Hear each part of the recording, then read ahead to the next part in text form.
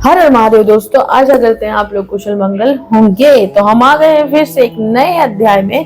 पिछले एपिसोड में जो था आपने छठा अध्याय देखा था, जिसमें देवी संध्या जो ब्रह्मा जी की पुत्री थी, उन्होंने महादेव का बहुत ही सुंदर वर्णन किया था। और जब उन्होंने इतने वर्षों तक तपस्या की, उसके बाद जब महादेव ने उन्हें वरदान दिया, वो वरदान में उन्होंने बहुत ही सुंदर वरदान मांगा था। और वो ये कि जो मनुष्य जाति है वो पैदा होते ही काम में ना लिप्त हो जाए, इसके लिए उन्होंने वर मांगा कि जो मनुष्य जाति है वो एक सर्टेन एज के बाद काम में लिप्त हो। तो महादेव ने भी उन्हें वरदान दिया। और फिर किशोर अवस्था, बाल्य अवस्था और किशोर अवस्था, वृद्ध अवस्था, ये जो चार अवस्था है वो महादेव ने उन्हें वरदान में दिया। तो ये था छठा अध्याय। अब हम शुरू करते हैं सातवां अध्याय। तो बिना किसी देरी के शुरू करते हैं। आप चैनल को सब्सक्राइब कर लीजिए और एक भी अध्याय मिस मत करिए। और कुछ भी प्रश्न हो, जीवन से रिलेटेड, करियर से रिलेटेड, अध्यात्म से रिलेटेड कुछ भी, तो हमें जरूर पूछिए, कमेंट जरूर कीजिए। तो हमें जितना ज्ञान है हम आपको देने की कोशिश करेंगे, ठीक है। तो चलिए शुरू करते हैं। महाशिवपुराण रुद्र संहिता का 7वां अध्याय कहता है, महर्षि मेधातिथि की यज्ञाग्नि में संध्या द्वारा शरीर त्याग, पुनः अरुंधति के रूप में यज्ञ से उत्पत्ति एवं वशिष्ठ मुनि के साथ उसका विवाह। तो ब्रह्मा जी बोले, इस प्रकार भगवान सदाशिव जब संध्या को वर प्रदान कर अंतर्धान हो गए, तब संध्या वहां गई जहां महर्षि मेधातिथि थे। वहां पर भगवान सदाशिव की कृपा से उसे किसी ने नहीं देखा। उसने उस समय तपस्या के विषय में उपदेश करने वाले उन ब्रह्मचारी का स्मरण किया। हे महामुने, हे ब्रह्मचारी वशिष्ठ मुनि ही थे, जो ब्रह्मा जी की आज्ञा से ब्रह्मचारी का रूप धारण करके संध्या को तपस्या के संबंध में उपदेश करने आए थे। तपश्चर्या का उपदेश करने वाले उन्हीं ब्रह्मचारी ब्राह्मण वशिष्ठ का पति रूप में स्मरण करके वह ब्रह्मापुत्री संध्या प्रसन्न मन से सदाशिव की कृपा से मुनियों द्वारा अलक्षित हो उस महायज्ञ की प्रज्वलित अग्नि में प्रवेश कर गई। उसका समस्त शरीर पोरोडास के समान तक्षण ही जलकर राख हो गया, जिससे अलक्षित रूप से पोरोडास का गंध चारों ओर फैल गया। पुनः सदा शिव की आज्ञा से अग्नि के उसके शुद्ध शरीर को भस्म कर सूर्य मंडल में प्रविष्ट करा दिया। तदंतर सूर्य ने उसके शरीर को दो भागों में विभक्त कर पितरों एवं देवताओं की प्रसन्नता के लिए अपने रथ में स्थापित कर लिया। यह मुनीश्वर, उसके शरीर का जो ऊपर का भाग था वही रात्रि तथा दिन के बीच में होने वाली प्रातः संध्या हुई। जो उसके शरीर का शेष भाग था वही दिन तथा रात्रि के बीच में होने वाली साय संध्या हुई, जो सदैव ही पितरों की प्रसन्नता का कारण होती है। सूर्योदय के पहले जब अरुणोदय होता है तब देवताओं को प्रसन्न करने वाली प्रातः संध्या का उदय होता है। तब लाल कमल के समान सूर्य अस्त हो जाता है। तब पितरों को प्रसन्न करने वाली साय संध्या का उदय होता है। उसके मन सहित प्राण को परम दयालु शिव ने शरीरधारियों के दिव्य शरीर के निर्मित किया था। जब मेघातिथि का यज्ञ समाप्त हो रहा था, तब उन्हें दीप्तिमान स्वर्ण के समान कांति वाली वो कन्या यज्ञ अग्नि में प्राप्त हुई। हे मुने, महामुनि, मेधातिथि ने यज्ञ से प्राप्त हुई उस कन्या को बड़ी प्रसन्नता से ग्रहण किया और उसे स्नान कराकर अपनी गोद में बिठाया। उसका नाम जो था वो अरुंधति रखा गया। उस कन्या को प्राप्त कर वे शिष्यों के साथ बड़े ही हर्षित हुए।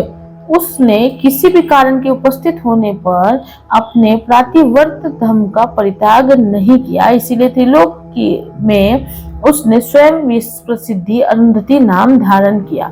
ब्रह्मा जी बोले, हे सूर्य से यज्ञ समाप्त करने के उपरांत वे मुनि कन्या रूप संपत्ति से युक्त हो अपने शिष्यों सहित अत्यंत कृतकृत होकर अपने उस आश्रम में उसका लालन पालन करने लगी। उसके बाद वो कन्या चंद्रभागा नदी के तट पर श्रेष्ठ मुनि के तपस्यारण नामक आश्रम में बढ़ने लगी। वो सती 5 वर्ष की अवस्था में अपने गुणों से चंद्रभागा नदी तथा तपस्या सारण को पवित्र करने लगी। ब्रह्मा, विष्णु तथा महेश ने ब्रह्मापुत्र वशिष्ठ के साथ उस अरुंधति का विवाह कराया। हे मुनि, उसके विवाह में सुखदायक महान उत्सव हुआ, जिससे सभी देवता तथा मुनिगण अत्यंत प्रसन्न हुए। ब्रह्मा, विष्णु तथा महेश्वर के हाथ से गिरे हुए जल से क्षिप्रा आदि 7 पवित्र नदियां उत्पन्न हुई। हे मुनि, साध्वी स्त्रियों में सर्वश्रेष्ठ महासाध्वी व मेघातिथि की कन्या अरुंधति वशिष्ठ को पति रूप में प्राप्त कर अत्यंत सुशोभित हुई। हे मुनि श्रेष्ठ, उसके शक्ति आदि श्रेष्ठ तथा सुंदर पुत्र उत्पन्न हुए। इस प्रकार वशिष्ठ को पति रूप में प्राप्त कर वो शोभा पाने लगी। हे मुनि सत्तम, इस प्रकार मैंने संध्या का चरित्र कहा, जो अत्यंत पवित्र, दिव्य तथा संपूर्ण कामनाओं का फल देने वाला है। जो शुभ व्रत वाला पुरुष अथवा नारी इस चरित्र को सुनता है, उसके सभी मनोरथ पूर्ण हो जाते हैं, इसमें संदेह नहीं है। और इस प्रकार से शिव महापुराण के अंतर्गत द्वितीय रुद्र संहिता के द्वितीय सती खंड में अरुंधति तथा वशिष्ठ के विवाह का वर्णन नामक 7वां अध्याय पूर्ण हुआ। हर हर महादेव। सो दोस्तों, आपने देखा इसमें कितनी इंटरेस्टिंग स्टोरी थी। जो इवनिंग है यानी कि जो संध्या है, वो संध्या क्यों उत्पन्न हुई और ये जो शाम का वक्त जो होता है ये कहाँ से आया, इस स्टोरी से पता चलता है। क्योंकि जो संध्या देवी थी, उन्होंने महादेव के बोलने के अनुसार अपने जो देह को है अग्नि में समर्पित किया था, जिससे वापस जो देव है उन्होंने उनका जो शरीर है 2 भागों में विभाजित किया और एक भाग जो है उन्होंने संध्या बनाई, जो कि शाम और रात्रि को मिलाने वाली जो बीच की संध्या होती है, जहाँ जब सूर्य अस्त होता है और एकदम लाल लाल रेड, कितना सुंदर दिखता है वो सनसेट, जो बहुत लोग देखने जाते हैं।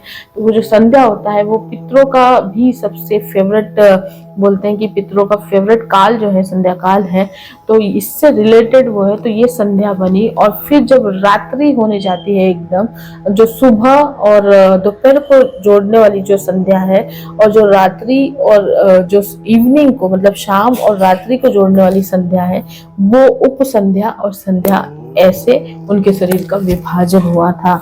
तो ये बहुत ही सुंदर। तो फिर हमारे जो पृथ्वी पर है संध्या जो है वो देवी है, मतलब शाम भी हमारे यहाँ पे देवी है, और उसके ही रूप में फिर उन्होंने अरुंधति का जन्म लिया और अरुंधति के रूप में वो प्रसिद्ध हुई। एंड बहुत सारी नदियां जो है, बोलते हैं कि उस यहाँ पे जो पृथ्वी में सब नदियां हैं, ये सब खुद देवों ने बनाई हुई है। तो सोचे कि कितनी पवित्र है हमारी धरती। तो ये था इसमें, और आई होप कि आपको ये जो अध्याय है वो जरूर पसंद आया होगा।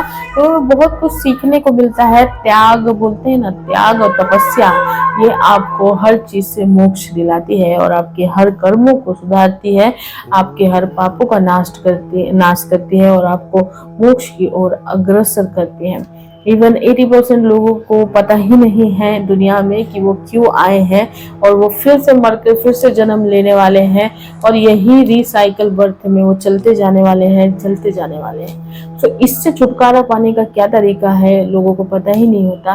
तो हमारी यही कामना है कि हम ये ज्ञान लोगों तक पहुंचाएं, ताकि उन्हें ये बात समझ में आए, और ये जो आध्यात्मिक की ओर सब लोग अगर अग्रसर हुए तो सोचिए कि दुनिया में पाप कितना कम हो जाएगा, लोग कितने बुद्धि से एकदम ज्ञानी होंगे, और लोगों को समझ में आएगा कि ये जो हम बात बात पर तलवारें निकाल रहे हैं और बात बात पे लोगों का खून कर रहे हैं, ये कितना गलत है, और पापी कम हो जाएंगे और हमारी धरती तब में भी शुद्ध हो पाए। तो चलिए हम मिलते हैं आपको अगले एपिसोड में अगले अध्याय के साथ। तो इस अध्याय का श्रवण जरूर कीजिएगा, और कोई भी सवाल हो तो कमेंट जरूर कीजिएगा और शेयर जरूर करिएगा, ताकि सब लोग अध्याय का श्रवण कर सके। अपना बहुत बहुत ख्याल रखिएगा। हर हर महादेव।